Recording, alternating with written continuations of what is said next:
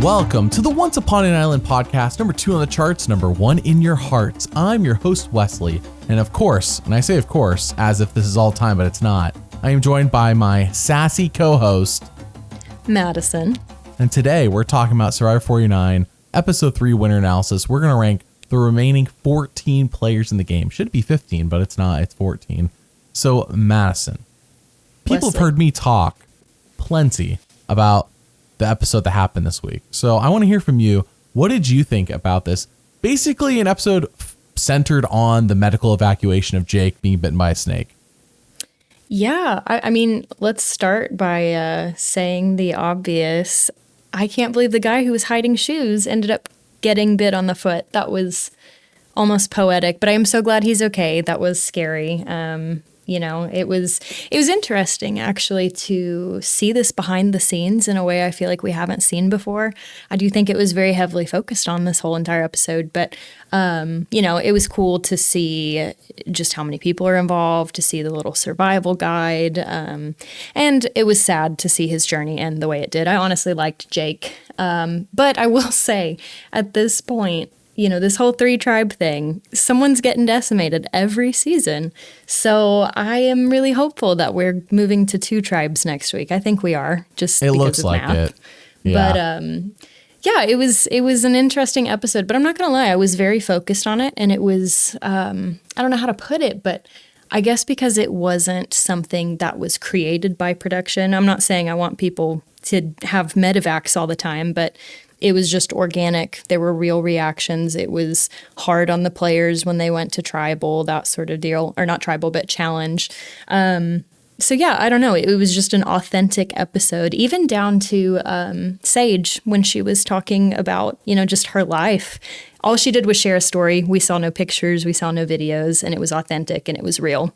I will say I'm liking this season a little better than 48, but you know, that some people really like 48, some people really don't. I think it was an all right season. But yeah, I'm enjoying 49, all of that to say. I want to throw out there that when Jake was getting medically evacuated, Sophi B was nowhere to be seen. And I'm betting, I don't know for sure, I'm betting that she was probably doing confessionals or something at that time. So she was gone because she doesn't show up until like the boat's pulling away with Jake on it. She's not there for the entire scene. I went back and rewatched it before this podcast. Oh man, so that means she really didn't get a goodbye with him either. No, I don't thought she didn't even see what happened. She wasn't there because it was Jeremiah and Alex. Really, through Alex's eyes, the entire event took place on the beach. And then we go to Mana Island. And then, of course, Jeff and the doctor are the ones who do most of the talking. So, yeah, we didn't like there's Sophi B was basically not present when it happened, shows up like, what's going on? I have to say, I was not a fan of the tribe finding out that he had been medevaced just before the challenge. That was not my favorite thing. What a bomb to drop. I don't think they had a choice. I know time-wise it seemed like a crunch, but I still don't like it. Considering that it happened that day, the challenge was that day, and tribal was that night, I don't think they had a choice. That is 26 days for you. Yeah, exactly right. Because he gets bit in the morning, they boat him over to the island, which takes like 40 minutes. And then they're handling him. And who knows how he's actually long in that medical thing. And then what time is the challenge at? Like 1, 2 o'clock? Remember, they got tribal. So they got to have enough time to actually film the challenge and then send him back to camp.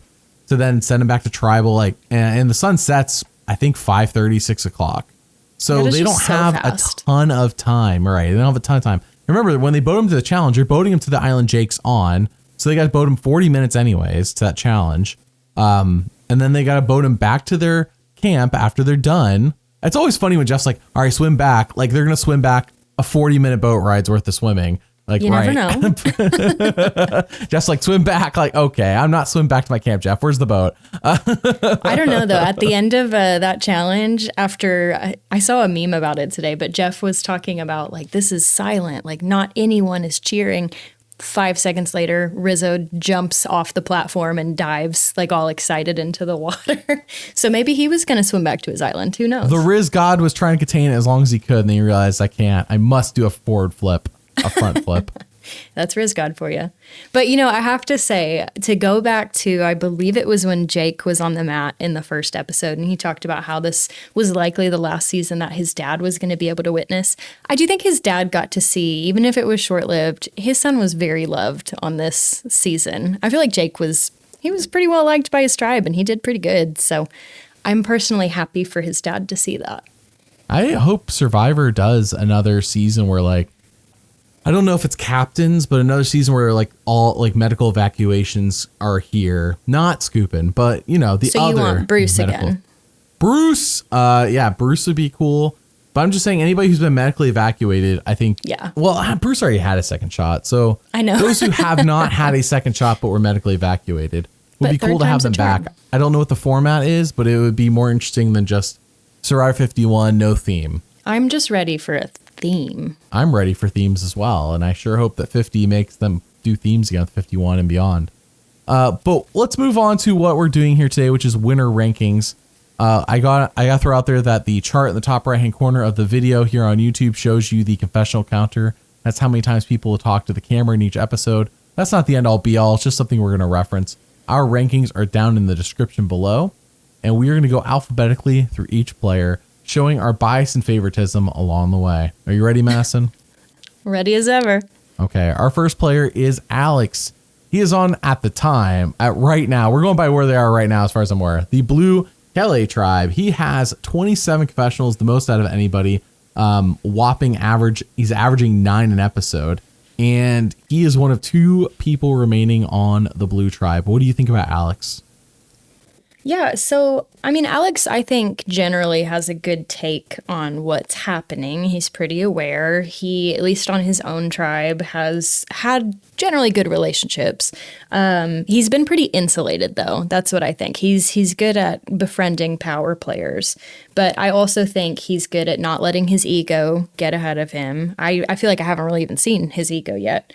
But I do find his experience in the first episode where he misread that map. Mm-hmm.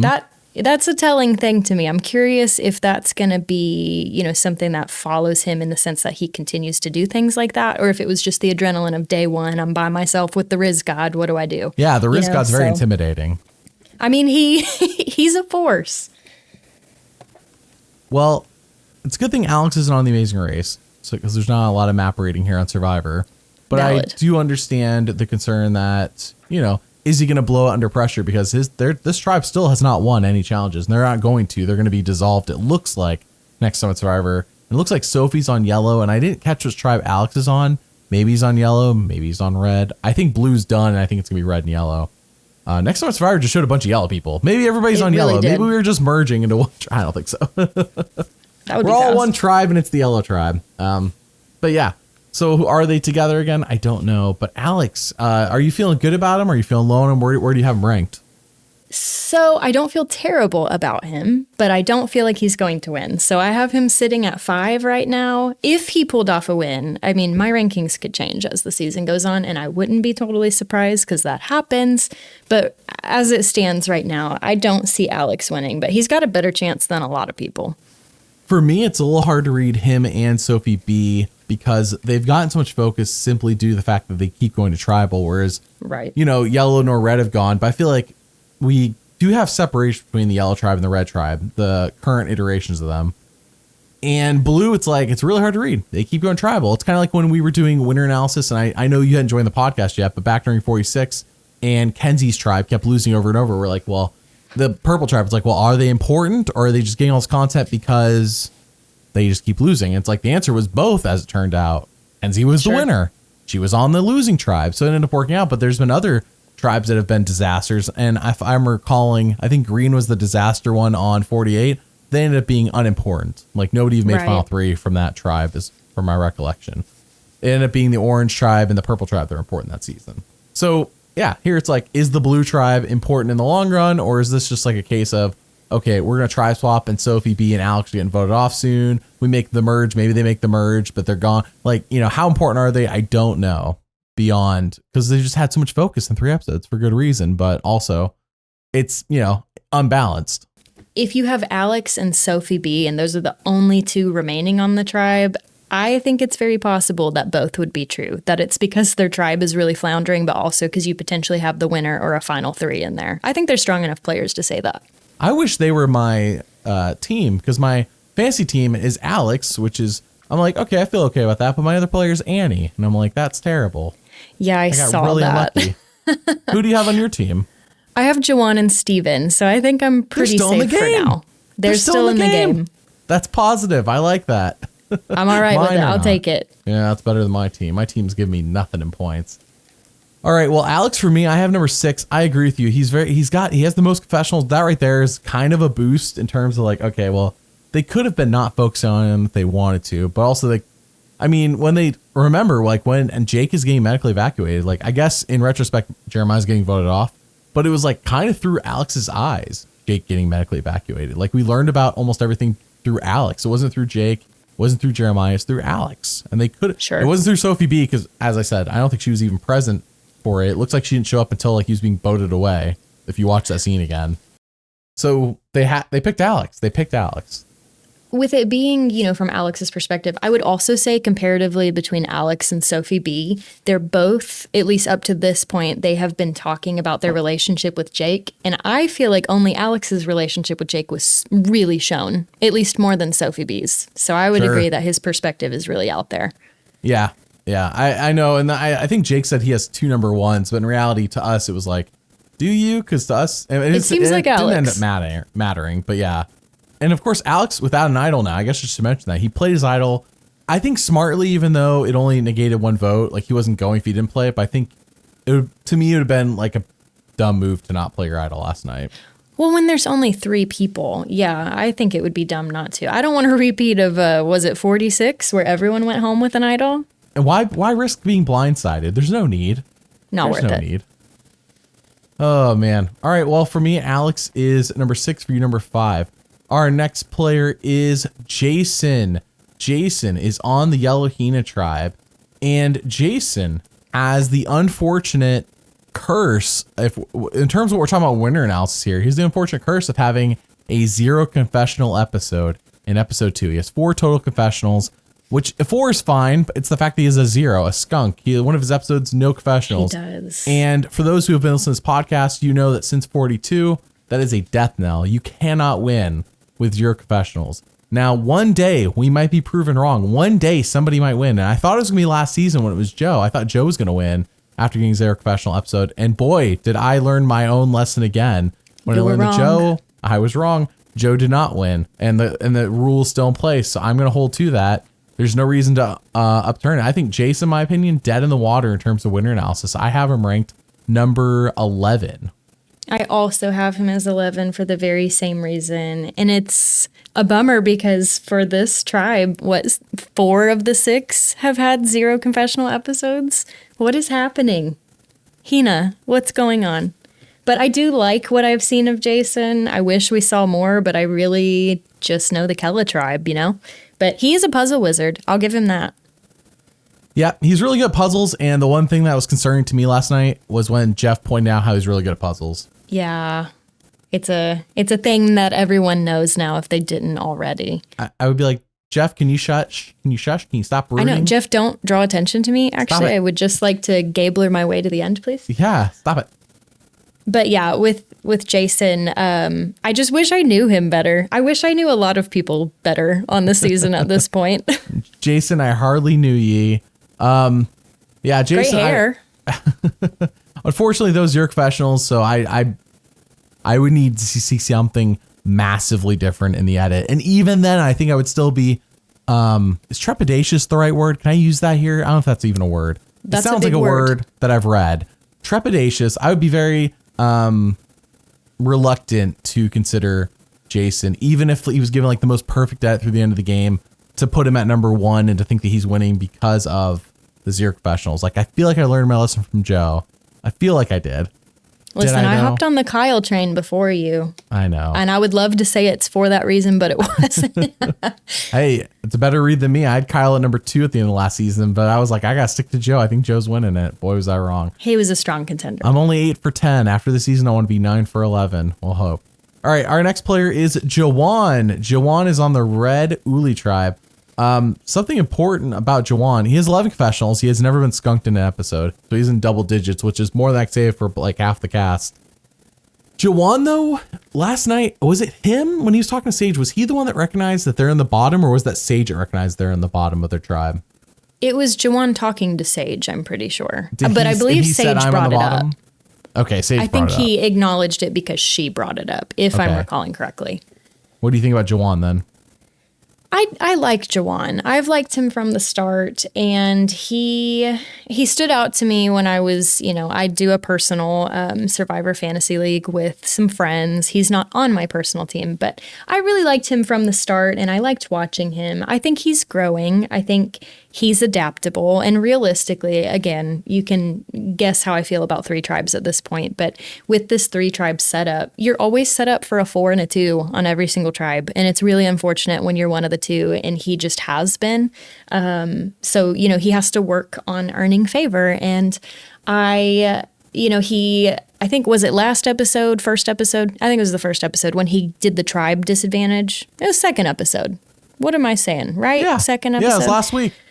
Oh, it's all blurring together. But anyways, when he got that tribe disadvantage That's the new era, blurring together.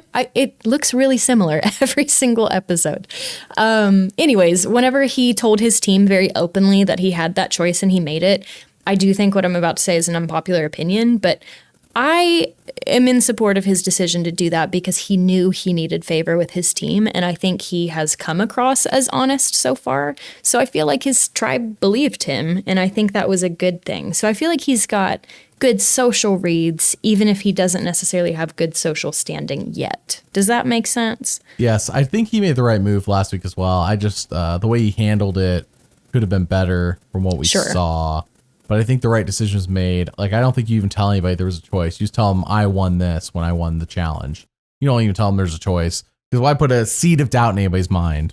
That's where I would disagree, though, because I think because he knew he was on the outs, and because I think he's aware that they know he's an honest guy, at least thus far, I think making that move was smart, personally, because he was showing, hey, I could have done something and I didn't because I love my tribe. And I can't remember who it was, but someone had a confessional right after saying, you know what, maybe he's not that bad. So often I feel like we get people coming back from journeys only telling half the truth. Right. And because they're telling half the truth, people are like, all right, like there's clearly more than what they're telling me. And I'm saying, and like, sure, I guess on one hand, you're right. Like I haven't heard anybody suspect that Jawan has something more. So I guess it did work out. But I would say, like, if I did that, I would just tell them that I won this challenge, which 2 other people were there to witness from other tribes. Though one was Jake, who's not there anymore, but still 2 other people were there to witness this happen. And because I won it, I got the tribe disadvantage for us. Like, I wouldn't even present it as I had a choice because I don't want them to think there's anything more than that. Like, this is what I won for us. Our choice, that's how I'd present it. Our choice as a tribe is to which tribe we want to do. But again, I'm like harping on something that didn't even come up this week. Last week, like it's last week and like nobody said anything. And though Jawan is on the bottom, so at this time, this tribe swap, I feel like for him and Sage can only be a good thing. Like, could it be worse? I don't think so. Like they could only go up from here, or they could just stay at the bottom. But I feel like they could probably only go up from here. I don't know. I do want to know how these tribes are gonna be split up, and I didn't see anybody on social media or anything like that post what they saw the next time on Survivor. Usually somebody by now has figured it out, but I guess not yet. So well, I can tell you what I saw, but who am I to say? Because I watched it like. Which tribe is Jawan on? I watched it like 6 times trying to see who I could see on what tribe, and I'm fairly confident that Sophi B, Jawan, Savannah, Rizzo, and maybe Matt are all yellow. I say maybe Matt because he was already yellow, yes. And then for blue, I had Shannon, Steven, Kristina, and maybe MC, but I'm not 100% confident on that. Again, that is just my eye watching this thing like 6 or 7 times, but I was just curious. So I think Jawan, that's kind of a scary tribe for me, having Sophi B and Savannah and Rizzo on it, but that could work in his favor. I don't know. And I could be proven wrong next week, but I'm pretty sure that's what I saw. Well, we'll keep it in mind, but you'll see next week, really. But Jawan, I frankly would hope, or I think for him, he would want to not be on the tribe with Rizgod and Savannah and all those people. Because it sounds like he's probably still wouldn't be. Though sometimes the devil you know is better than the devil you don't. Not that anyone hears the devil. Just saying, like that's kind of the phrase. Like the person I know is better than the person I don't know, even if I don't really like or trust the person I know. And that could be in his benefit, but that's usually a short-term thing. Like give it a couple days and then you could be right back in the bottom. So, all right, Jawan, for me, I have him ranked number 8. What about you? Also 8. Wow, Madison. Thanks for copying my homework. I spoke first, Wesley. And make a point. That means you copied me, but go off. As everyone knows, the person who's the loudest is the most correct. That's what I've learned from myself. All right. Our next player is Kristina. Kristina currently on the yellow Hina tribe. Kristina is the most skunked out of all the skunks. She has gotten 2 confessionals, and it was just in the first episode. She got none last week, and then again this week. None this week. What does the show not like her? 2, the least out of everybody in the season, and they were both in the first episode, which was a 2-hour episode, mind you. So had it been a normal 90 minutes, would she have been skunked week 1 as well? Like, holy crap! Is Kristina just this unimportant? What do you think about Kristina? How am I supposed to think much about Kristina when I don't see her? Right. I mean, what I've seen of her, like, she's cool. I just don't know much about her. Like, what we do see rather is not necessarily the best in challenges. Although if I'm recalling correctly, she did pretty well in the first challenge. She held her own, but at least this episode, I don't think she was super speedy with the swimming and the jumping off the platform. And what do they call it? The survivor water totter. I have never heard Jeff call it that. I've never heard that before either. But he said it. But yeah, I haven't seen a lot out of her. She is always hanging around people, but I don't know their take on her because we don't get to see it. So the 2 episodes where she had 0 confessionals makes me put her in last, unfortunately. Yeah, same with me. Kristina's number 14th.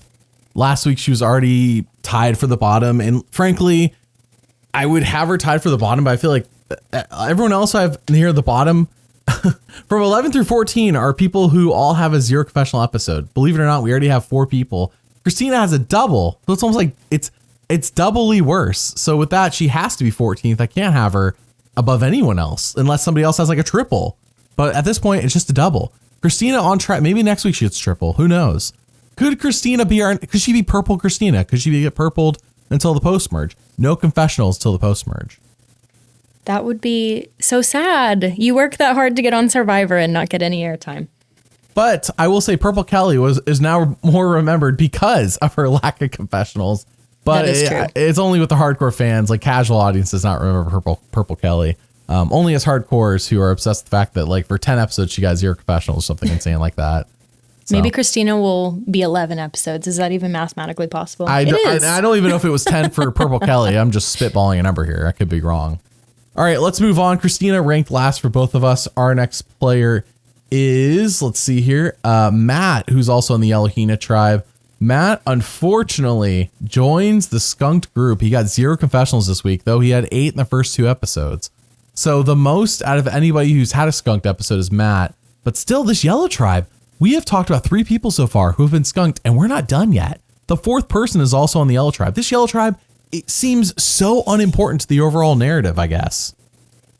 And for what? Because you have MC on there. Sorry to spoil, but I really like MC. I like MC as well. So what are we doing? Why are we not giving this tribe any airtime? Maybe they get wiped here we do this tribe swap and maybe all these skunked yellow players go out. I don't know. Except MC and Steven, they stay. Yeah. I mean, shoot, I guess. I'm not that we have 4 boots left before the merge, but still, like, why? Why strange. 4? 4 of them. Remember, everybody, we have moved from 42-minute episodes without commercials to like 65-minute episodes, and we still are skunking people. This is a huge group. That's 4 out of the remaining 14 people are skunked. Holy cow. But if you look at those numbers, though, you got Sophie over there with 10 this episode. She ate up all those zeros. Oh, Sophi B, yeah. Yeah, her 0 is a nice 0 because it's after a 1. It's double digits. Yeah, it's a double digit. But these other zeros are just a big old, like, imagine holding a watch party, right? Like, Kristina's holding watch parties and all these, I don't know if she has. She's like holding watch parties for episode 2 and 3. Nothing. No Kristina. Matt holds one. Nothing. Okay, Bro. That makes me just as sad as hearing Sage's backstory, Wesley. That's equally sad, Sage's backstory to 0 confessional episodes. I don't know. I feel like one's traumatizing and one's just unfortunate. No, you're so excited to be on Survivor. You host a watch party and then you're not on it. Yeah, I don't know if they actually hosted these though. These hypothetical watch parties have me sad. Okay, I was like, it's hypothetical. I didn't I don't know for sure. I didn't go and check. I hope not. Now that I've said it, I'll watch somebody go check this. See if hopefully these Zero Professional peoples did not host watch party the weeks of their Zero Professionals. Yeah, I don't want to know. Tell me, but don't tell Madison. Apparently, you can just comment in the video. Please just hide it. We got to keep that in mind with Matt having Zero Professionals. Number 13 for me. Matt is 12 for me because I did like what I have seen, and he has the most confessionals of his tribe. So to me, that's significant enough. But again, you get a Zero confessional episode. Sorry. Yeah, and what we have seen, the thing that stands out with Matt still is how he doesn't quite understand the younger generation, which we also got from Nate. But like the difference with Nate and Matt is Nate was like, I need to adapt to the young people. And I don't remember Matt saying anything equivalent to that in the show. Well, he had all those questions about Smash, so... Sure.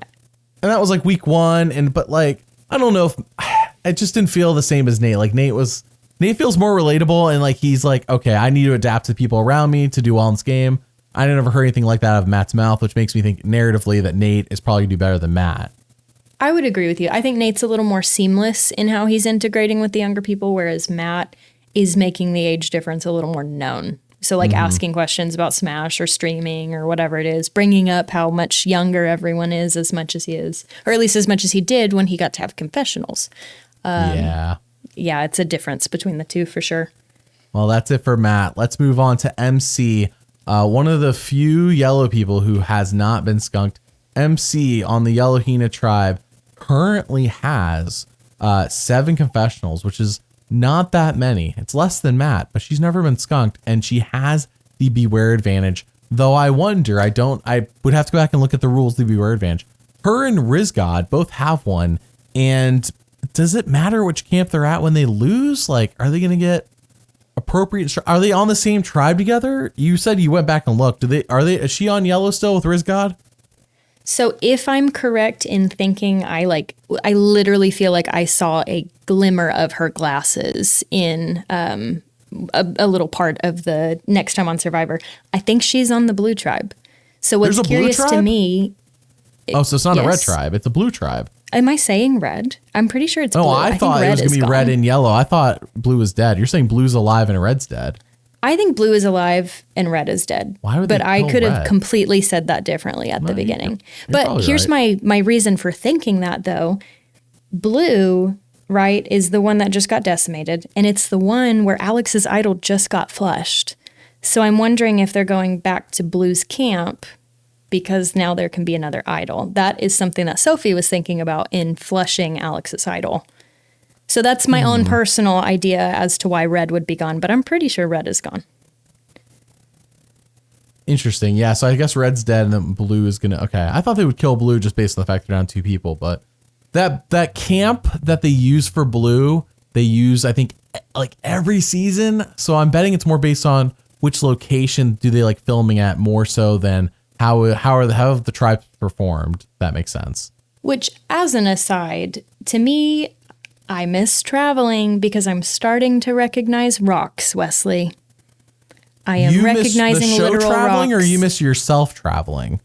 Well, both. But in this instance, I mean the show. Okay. I miss being at different locations because I don't like that I'm recognizing rocks. What's crazy? Season 14 Fiji was in a different part of Fiji and it's unrecognizable to the current Fiji we get. And then...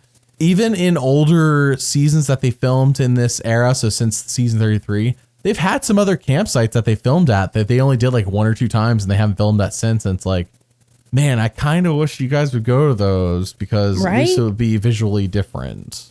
Kella's camp is the place to be, though. The new era has been at the same 3 campsites every season. And while I do think it's cool to have the Edge of Extinction in the background, it was cooler when that was actually... a thing, a place, right? Yeah. And when it's not a place, it's just a place that you do the first challenge at of the season. It's kind of like it's a reminder of the days of yesteryear. What used to be. What used to be. What once was. Who are we talking about? MC. I like MC. MC for me is the most important of the yellow tribe, more than Steven, who is the only other person not to be skunked on this tribe.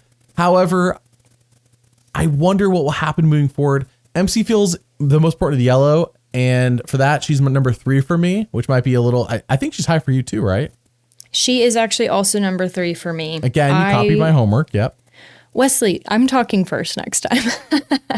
No, I like MC. I think, obviously, right, she's generally getting more airtime. I know she's got one confessional less than Matt, but she's getting focused on. She is brilliant at challenges. Like, I love watching her work. She is so strong. I think she also is very investigative. We had that brief moment. I think it was it Jason who walked right past where the idol was, but she actually took the time to look, or where the beware advantage was rather. And she found it. I think she's got a good pairing with Steven. Curiously, you know, the rumor is that she was one of the alternates, her and Jason. And it's been shown that that was Jason, but to us, the viewer, it has not been said that it was MC. So I think that's interesting as to why that hasn't been mentioned, because I feel like it's going to seem like she was there the whole time because she was meant to go far, you know? Yeah. That could be off base, but... Well, we're going to find out. This next week, I'm just looking forward to 2 tribes next week. For the first time in the new era, just to have 2 tribes. Same. Unfortunately, it took a medical evacuation for it to happen, but yeah, Jake, your sacrifice has possibly made the show better, because holy crap, am I looking forward to having 2 tribes. And I didn't think I'd be saying that. Like, after Winners at War, I was, oh man, 3 tribes would be nice. They haven't done 3 tribes in a while. Like, it had become so standard to do 2 tribes and then split into 3 and then have a merge, which to me made no sense. It should always, if you're gonna do 3 tribes, just start at 3 and then go down to 2, then go to 1. It's like, here we are doing that for once. The thing that makes the most sense, go from 3 to 2 to 1, like a triangle. A real pyramid scheme of strategy for the season. Okay, but it would be 2, and then they would lose some people, and then they would spread out to 3, and it's like, why are we spreading out to 3 after we've already lost people? You know. But yeah, so I'm looking forward to that. All right, MC, for both of us, number 3. I am looking forward to seeing these people we haven't seen go to tribal yet. Go to tribal, because it will really reveal a lot about how good are they at this game. Because sometimes going tribal can just show that actually, oh no, you're not very good. I should move you in my rankings differently, or maybe you're better than I thought. So yeah. It's going to transform everything once we get away from Kella. It really will, especially when the Rizgod starts doing everything by himself and nobody can help him, because Rizgod's just amazing. All right, our next player is Nate. Nate is on the Red Uli tribe currently, and Nate has 7 confessionals. That has not been skunked. Nobody on the Red tribe has been skunked, I want to throw out there, which makes the Red tribe to me feel more narratively important than Yellow by far, of course, because they could have been. They could have been treated just like Yellow and gotten the same amount of non-content. But yet, for some reason, every week, no matter what happens, Red, everybody on Red gets something, which tells me that is Red the most important here? You know, Blue has been forced to be given, but Red has not been forced to be given anything. And yet, here they are still getting it. So Nate, I like Nate. I like where his head's at, even though he's the oldest person there at 47, which is insane to say that's the oldest on the tribe. But yeah, I think he's 47. Do you remember week 1? He's like, oh yeah, I was a production assistant on Spider-Man 2. And people are like, what? No way. Now, Madison, you're not in film. Do you know what a production assistant is? Tell me. It basically is a person who stops traffic and takes out the trash. Isn't he more than that though? He is now, but when he made that movie, but that's how he started. When he's working on the movie, he was doing that job, and people acted like that was the what? No, he made it the film himself, you know. Anyways, I always thought that's just funny when you watch that in episode 1. He's worked on more movies than I have. I think it's cool. Absolutely, yes. Now it was the reaction to him working on Spider-Man 2. It was well, it's Spider-Man. He didn't do anything to make that movie. Listen, all right. Spider-Man is my favorite, so I think it's cool. It was that first trilogy I really liked. What do you think about Nate? I like Nate. I think Nate has good potential, but in terms of his tribe, I think his tribe has most of the power players. I mean, it's clear just by how much, like you said, attention that they're getting despite not being the ones in trouble. I don't think he is the biggest power player on his tribe, which is why he's kind of in the middle of the pack for me. But what we said earlier when we were comparing him to Matt, he's adaptable. He's adapting to the young people. I think he's meshing well. He found himself in a core 4 alliance already with Rizzo, Savannah, and Shannon. again, this whole 3-tribe format, there's always going to be that, but he's in it. So I think that's good for him. I like him. He's pretty mellow. He's not ruffling feathers. He's holding his own. And I really think in this new era of Survivor, I guess you could argue any season of Survivor, but especially in the new era, you just kind of have to make it to the merge. You got to be not too strong. You got to be not too mouthy, not too whatever. He's just safe. I like him so far. So I have him at number 7. Oh, I have him number 5. Thank goodness you didn't copy me for once. Wesley. It's very nice. I did intentionally say that number first. I will not lie to you. I'm going to start copying you and then claim that you copy me just for funsies. You're going to have 3 number 7s or something. Nate. Yeah, then I'll win the slot machine. Yep. I like Nate. Nate's in a good spot. I am interested to see how things pan out when he actually is a tribal. Our next player is the Rizgod, the Rizgod himself, the Rizgod, not to be taken too seriously from what I've seen in the show so far. However, it is important to note that, hold on, let me mention his confessional count here. He has 7.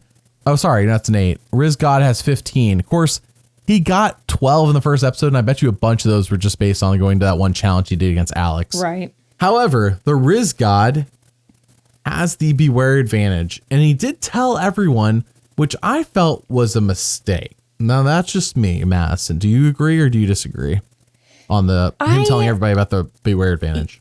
Yeah, no, I do agree with you, but literally what I have written for Rizgod, direct quote here, is he stumbles into success. So like, even though he stumbled with that move, I just feel like it's going to work for him. I wouldn't have done it. I didn't like it, but it's Rizgod. Kind of like when he did a backflip in episode 2 into the challenge and it didn't work, but then he did it again and it worked. That's the Rizgod. That's the Rizgod. He succeeds where he shouldn't succeed. And Jeff's like, oh, okay, then. Right. I mean, even that first little puzzle, you're true. Looking at somebody. That's true. You did not have your piece. You did not open that coconut. He had to cheat off Alex's puzzle to even do that. Though, I mean, to be fair, that first challenge, I know you had to do the puzzle. I'm sure it was a rule, but like, there was like wood and logs indicating where the digging area was for both of them. There were. But like with that coconut, he literally like kicked it with his foot on accident. He's like, oh my gosh, the other coconut. Like that's Rizgod. Stumbling into success. The puzzles are superfluous. You don't need to win puzzles to win this game, but you do need to win. You just got to look at the other puzzle. The hearts of other people. And the Rizgod, he is on 50, and that's important to note. Because him and Savannah, they're on 50, and therefore they immediately got that booster out the gate. So it's like our eyes, I think, are more focused on those two than anyone else. Unfortunately for the other 16 people in this cast who are being overshadowed in a sense by these 2 players because of Survivor putting them on 50. I think this is a no-win situation though. Like Survivor to not put anybody from 49 on 50 would mean telling us that 49, there's no one good enough to be on 50. But by putting 2 of them, now we really have to watch. Yeah, and this is, with the obvious suspicion of like, well, Rizgod's on a tribe with Kyle, who's a past winner, means Rizgod probably doesn't win. Why would they put two winners on the same tribe? But then, Savannah is on a tribe with no other winners. And it's like, okay, so is Savannah a winner, or they only have 2 winners on next season? And like, I wish Survivor hadn't done that. I wish they just put Rizgod and Savannah on the same tribe, because they got 2 46ers on the same tribe. It's not like, right. It's not like they're like, every season's perfectly separated on the 50. So had they put Rizgod and Savannah on the same tribe, we could be suspecting that, hey, it could be either one of them. Or had they both been on tribes with winners, we'd be like, okay, maybe neither of them. And it still could be one of them. There still could be neither of them. It does make everyone highly suspicious, though, that, well, Savannah's more likely to win than Rizgod. But I don't know. I mean, Survivor's done things in the past where like, why do they do that? And this could be one of those, why do they put 2 winners on the same tribe? Was it just to mess with us? So Rizgod could win. Rizgod's number 2 for me. Rizgod is not number 2 for me. He is number 4. That's a big mistake. Cancel Christmas. You beat me to it. I was going to say cancel Christmas. Oh, okay. That is a phrase in my household at this point. Yeah, I think Rizzo, like I said, he stumbles into success. And I don't say that to negate the fact that he is successful. He's just like got such a quirky way of getting there, and it's entertaining. I enjoy it. I think it's notable, that people are talking to him on his tribe, right? You had Sage talking to him, you had Savannah talking to him, and it shows that they are looking to him for advice, or at least to confide in. I think that's powerful for him. Like you said, he has the advantage. He is, gonna be in 50, whatever that means for us. But I don't feel like right now he is the winner. I just think he's got a better shot than a lot of people. So I've got him at 4. The Rizgod number 2 for me. Putting him anywhere below top 3 just feels wrong right now. Of course, once we start going to tribal and I see Rizgod stumbling or anything like that, so maybe Savannah is not as good of a player as we're suspecting. Maybe, I just need to see them go tribal, and that would give me a lot of indications. So it's not that I want Yellow to go tribal next week, but it would be nice to see these players that we know are going to be a 50 go tribal next week and start to get some clarity on who they are, how they play. Well, and honestly, I would like to see literally anyone, again, other than Kella, go to tribal because, like you said, like lines get drawn when you go to tribal. You have to express some sort of opinion, and I haven't gotten to see it. Sophi B's on the Yellow tribe, so if they go next week, she's right back there. But she just can't get away. Yeah, if Alex and Sophie B are really separated, then either way, one of them's going back. But at least they'll be back with a group of 6 other people who have not been. All right, well, Rizgod for me, number 2. Number 1 for you is what you meant to say. I heard you loud and clear. Okay. All right, our next player is Sage. Sage, who has 6 confessionals, 4 of them last night. Me and Rebecca, we thought her backstory basically said to us, Madison, that she grew up annoying people because she would lose her friend every year. Then she was in high school sitting in her car eating lunch alone. And I'm not saying that she was annoying people, but I'm saying the way I interpreted it was yeah, like, I don't know. I went to public high school as well. And I know some people think I'm annoying. And even I was not sitting in my car alone eating lunch. I'm not Sage. I didn't go to her school. That's what it sounded like to me. And basically what we've seen so far, it's like her edit has been up through this week was like, she just talks about bodily fluids all the time. And then this week they give her a little backstory, but she's on the bottom of her tribe and she's not, I don't know if anyone's taking her seriously. Maybe she'll treat this like, maybe she'll have a turning point like Genevieve and like take off and become like a power player. But at the moment, I can't take Sage too seriously strategically based on everything I've seen. Well, I am curious with her backstory. I don't know that I necessarily thought about it maybe as hard as you and Rebecca did, because I more just empathized with the fact, like being a teen girl is so hard. You're more empathetic than me, I'll say that. Which is funny because I'm your sassy co-host. It's really just to you. I enjoy ruffling your feathers in particular. It's Russell. Russell. Anyways, I walked right into that. Feathers here. We don't ruffle. With Sage though, like I can't help but wonder if her backstory is relevant because she's really going to learn from it, And I don't think, to be an isolated teen girl is necessarily your fault, but when you're in Survivor and you are starting to get isolated, there is something you can do to really change that. Yeah. And so I'm wondering how she's going to find ways to connect and realize, oh my gosh, like I'm feeling the way I did back then. I remember how it made me feel. Can I learn and do something different? So I do think she's got the potential to find people and to change, especially with this, like going down to 2 tribes potentially. Like, again, what you said earlier, ideally she can only go up from there whenever things get swapped up like that. But I do think it's important that she got a backstory in the first place. Like in some way, shape or form, she's important to the story if we're learning about her background. But I am grateful that she didn't talk about bodily functions very much because that means I don't have to talk about them very much. This was the episode she talked about it the least. I am grateful for that. You are podcasting with us more this season, Madison, so it could happen. Well, if she brings up a bodily function, unfortunately, I am busy that day. Don't count your chickens before they hatch, Madison. That's all I'm saying. Don't count your chickens before they hatch. Sage for me is number 9. She's above all the 0 professional people, but she's on the bottom of her tribe. She was treated as this goofy character the first 2 weeks. And to me, this doesn't really ring true as somebody I should be so strongly considering as a winner. Usually the person who has the goofy edit, even if they are given a little bit of empathetic backstory like we got this week, I'm just not, it doesn't sound like a winner to me. Like it's just not, I'm not seeing a winner. We would need a massive turnout. Now she's not out of the running because she hasn't had a 0 professional episode. So no massive red flags in that case, but a tribe swap's only going to do her well. I'm with you. I have her a step lower. A tribe swap will only do her well, in my opinion. Where do you have her?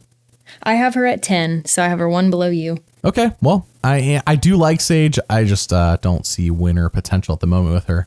Speaking of winner potential, though, our next player is Savannah. Savannah has 13 confessionals, and I will say that narratively, Savannah has been, I think, every week ticked off at somebody.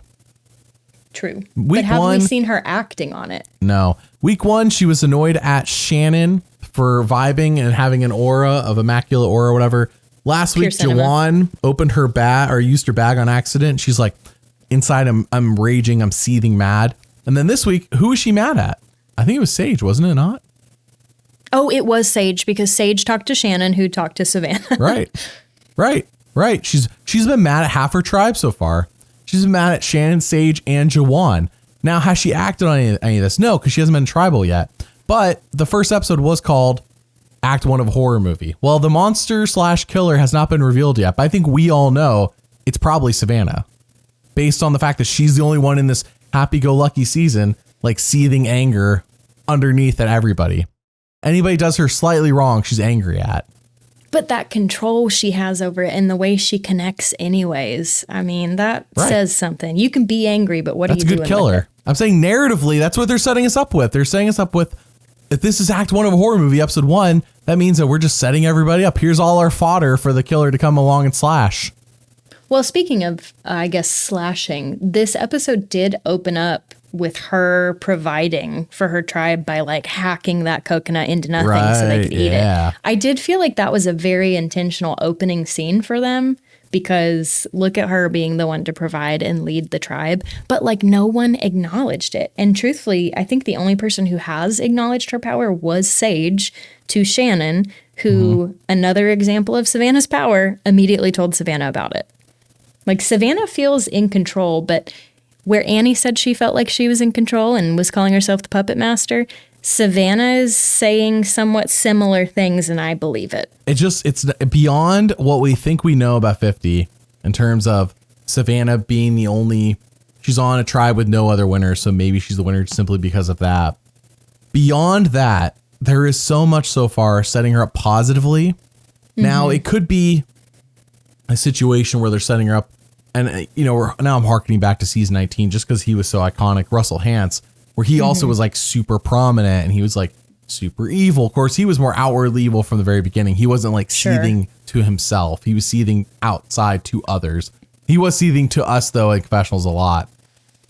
And like you do a comparison, you're like, well, okay, maybe she gets the end and people are like, Savannah, you're kind of an angry person. I didn't realize it at first, but you kind of were mean.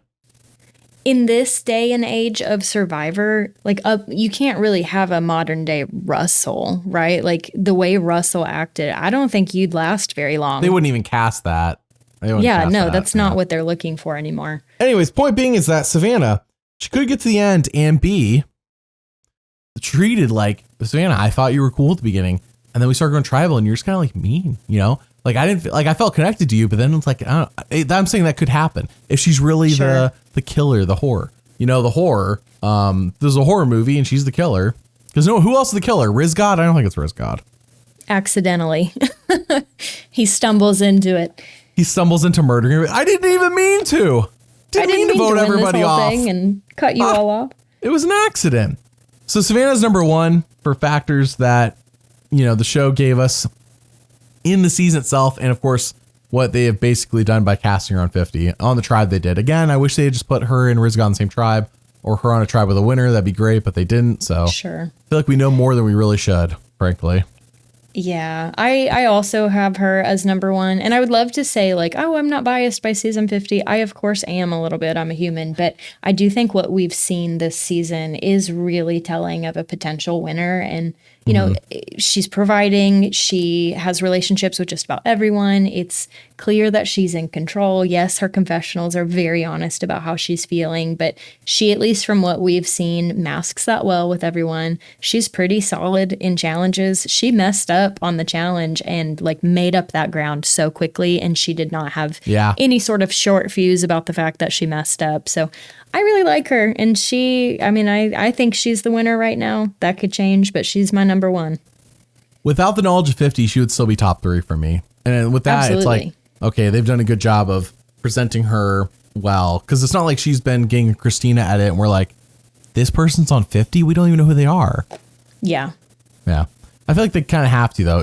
Like they had to, like with Rizgod and Savannah being on 50, they kind of have to make sure that we know aren't aware of them the whole time. So when Survivor drops the information to casual fans, like my father, I bet doesn't know. He's a casual fan that these two are on 50. When he finds out, he'll be like, okay, I know who those people are. Whether he likes them or not, it's a different story, but he'll know who they are. So, all right, Savannah for me, number one. For you, number one. Though really, it's Rizgod's number one in all of our hearts.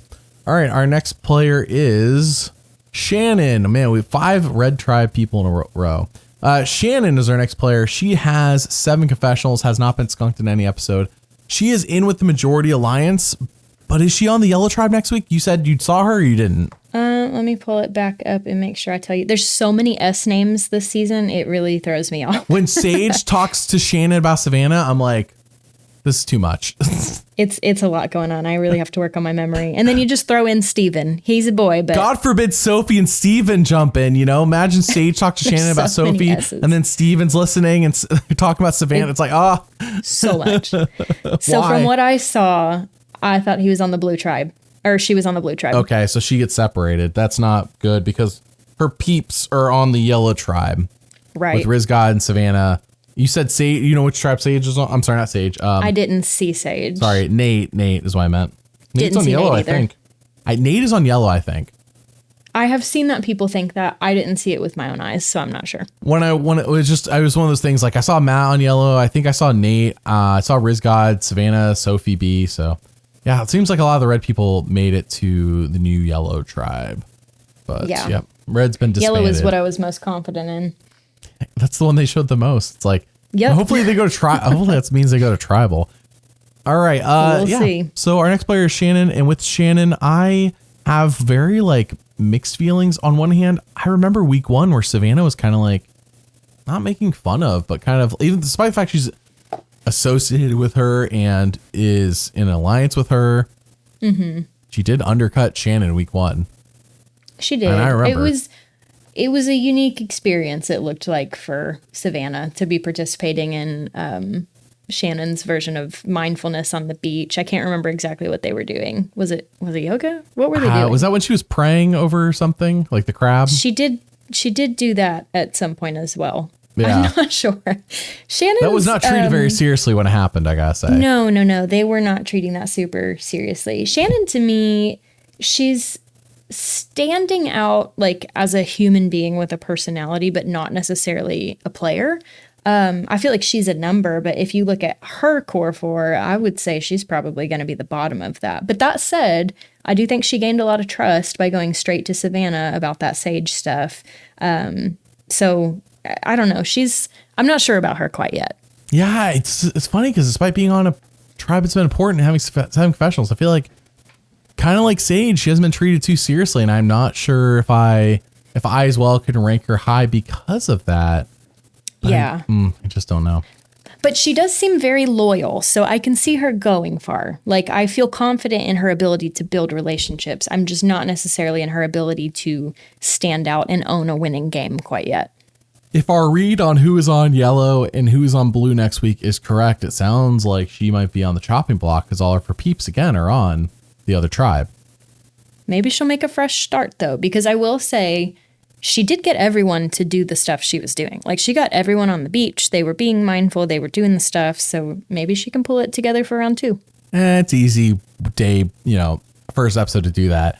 Talk to me on day 16 if you still have everybody doing that, Is everyone still doing day 16? Then sure, you've got some pull. But like day 1 or 2, everybody's just happy to be on Survivor. They've been sitting in a hotel room or whatever, cabana for 7 days. They're just ready to get out there and just do whatever. Like, true. And people know most people generally know not to say no to like bonding experiences. Even like when that happened in Heroes vs. Villains, everybody was doing Coach Cheer or whatever, with a wink in their eye. Until Tyson put a stop to it. No, until Russell was the only one not doing. He was out looking for an idol, and it was like, yeah, but that's Russell. Like, Russell's so socially unaware of what he should be doing. He's like too hung up about it, whereas everyone else was doing it about Coach Chi. So, yeah. All right. Shannon for me is number 7. though that I guess I could move her down. Well, we'll see. Well, then you go tribal. What do you think about She's Shannon? What do you 9 have? for me. 9 for you. Okay. All right. Our next player is after Shannon, Sophi B. Sophi B, who has commented every week on the channel. Therefore, we give her special treatment. Yeah, special treatment, of course, because any player comments. No, I Sophi B, as I've said before, open invitation to being on with us podcast next season if she would like to. Sophi B, I've also liked her on the show, regardless of her commenting on our podcast. Sophi B, for me, is number 4. She has felt very important, almost more important than Alex, despite having less confessionals, because Sophi B is sitting at 23. But it has felt like last night what we saw was Sophi B saying, I'm loyal. And so the spying thing to me is like, when she was spying, it's like, all right, what were you expecting them to talk about Sophie when you were listening to them? Did you think they were going to be like, well, Jeremiah, I'm going to vote you off? Jeremiah's like, okay, I guess. Well, I think it was good insight. I mean, she wanted to have knowledge of everything that was going on and see if Jeremiah might backstab her. I also think, again, correct me if I'm wrong here, Alex, he didn't seem like super decisive with her about what he was going to do in terms of like who he would vote for. And then with Jeremiah, he could have really been decisive. And I think that would have been telling for Sophie. It reminded me of Tony, her being in the trees, but I don't think it was a bad move. It would have been bad if she got caught, but I think she just wanted all the information. Oh, I'm all for spying. I'm just saying when she read was like, oh my gosh, they're talking about me. Like, well, they're not going to talk about Jake. That's true. I mean, they could. Really it was a hard day. At with that. But I think that her pitch of I am so loyal, and like Alex even said, like the one, like she still has the same nail technician. Like Alex, for some reason, that's the one connects with Alex the most out of everything she said. That's a big deal, Wesley. I'm saying if Sophi B had said that to me, that wouldn't have meant much to me. Saying she still has the same friend since high school, and it's like, all right, how old Sophi B? Like she's 27. Like that is impressive. We're talking 9 years later. Okay. Yeah. Anybody who's been out of high school for more than like 3 years can tell you that like if you're still friends with people from high school, because you're so loyal, that's impressive. Because high school is kind of like most people split off. You go to college, you do whatever, go join the military, whatever you do. What is it? Not Red Cross. Is Red Cross where you do like you go to other countries, whatever you pick after high school. Generally people split. It's just natural part of life. But for Sophi B to be like, I'm still loyal even to these people, it says a lot. And of course, she voted with Alex last night. So she did. She could have voted against Alex, but that would have gone against what she said. And I think she knew Alex is probably going to play his idol. And if he does, I need to vote with him. Because if Alex doesn't play his idol, it's a risky move. You get him out with Jeremiah. And Alex isn't on the jury, so like it doesn't matter that you said you're loyal. Because what is Alex going to do in retaliation? I think she made the right play doing it with Alex. Alex is a smart player. It's not like between Alex and Jeremiah, I guess I'm not on the island. Alex maybe seems like maybe he'll do better. I mean, remember, he was the one that was so tight with Jake. So if he can make that kind of connection, he'll make he can make more connections, which could be beneficial to Sophie's game if they both make the merge, because it sounds like they're on separate tribes. So I think good moves last night from Sophie. It's unfortunate she wasn't there for the snake bite. I would love to get her reaction as well to that, because it felt like we barely got. I would love to have her been there in the moment, but clearly she was sure they're having her do confessionals or something at that time. Sure. Pre-challenge and stuff, confessionals. So yeah, Sophi B, even without her coming on the podcast, I'm high on, and I think I like her. I think she's doing well. I think they're setting her up for to definitely make the post merge. If she goes the next couple weeks, I would be genuinely surprised. I think she's making post merge. I would agree with you. And comments or no comments, because I'm not in the comments all that often. So Wesley is the one who told me she was in there. I really like Sophi B. I mentioned it in the one comment I did post that she is on my personal Survivor fantasy team because I really liked what she had to say. That was all based off of preseason interviews, but actually being in the season, I think narratively she has a lot of confessionals where she is saying stuff that she thinks and then it does happen. Like she talked about, the fear of having to eat one of their own and then they ate two of their own, like that happened again. And, she gets a lot of airtime. I really liked just before the challenge when, they had announced that Jake is not coming back and they were talking about, it's a tribe of 3 against all these tribes of 6. I thought what she had to say beforehand about, no, we're going to compete, we're going to do it. Like she's just getting great airtime and who she is presenting herself as. I think is a great player. And I think she is earning favor with people by the things that she's saying and the way that she's playing. And I do think she just created a really strong ally in Alex, even though they are likely about to be separated. I think that'll go a long way in terms of being able to protect one another if they can both survive this 2-tribe thing. So I can see her going very far. I like her takes on things. And I also like that she's willing to try and, get the advantage out from under someone, or she's thinking about how to flush an idol, or, she's these things about.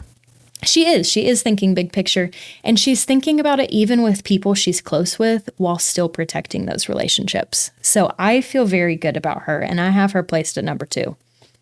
I have her at number 4. I am kind of waiting to see. I want to move her up, but I have liked MC, and I feel like MC is the best on the Yellow Tribe. Sophie B is, to me, the best of the Blue Tribe, but I'm kind of like, I guess I'm trying to push against the bias, because the bias is that the Blue Tribe has gotten so much focus because he went tribal.